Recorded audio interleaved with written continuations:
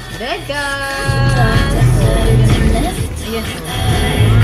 I'm so sorry Ito for na your ang ating chicken joy. Ilalagay ko lang siya sa air fryer na mga ilang minuto and then lalapangin na natin. And then, dahil sinigyan gusto niya na super high, ibubugot ko siya dito. Yun ang trip niyang midnight snack. And then, lalagyan natin dito. Maraming salamat talaga sa iyo, Orly Boy. And then, ito naman ang ating gravy. I-microwave natin siya, guys. Is that a pork or what? Look at that! Ayun ang kay Bella. Oh yeah? What college did you go to? You went to Colorado. You know how harsh these words are for a guy to a guy? That's mornings. So, diba? Midnight snack natin. Chicken joy. Ano nyo? Diba? Crispy pa. So green. Crispy. I know. So nice. Ito naman yung kay Bella. Inig-inig pa. And syempre, may kanin tayo.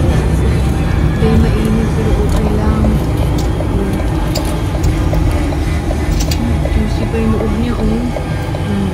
Kain.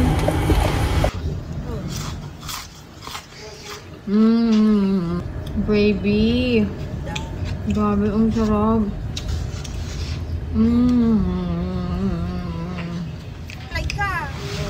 Salamat talaga ng marami, Orly.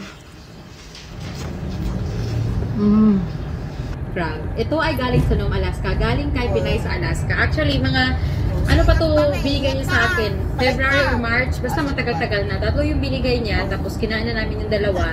Nung fresh talaga pagdating. Tapos ito yung pang third na in-steam ko na to siya nung dumating. Tapos nilagay ko sa freezer. So nag-shrink siya. Hindi ko alam kung bakit. Basta nag-shrink siya. So medyo lumiit siya. Kaya ganyan na yung itsura niya. Hindi ko alam kung anong sitwasyon niya sa loob. Kung marami pa bang meat. So kainin natin. Sabi ng asawa ko, lutuin mo na yan.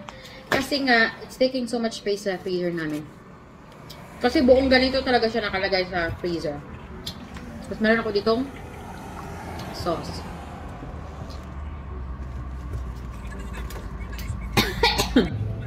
Gaba. Nang hungit. Tutukan. Gabaan.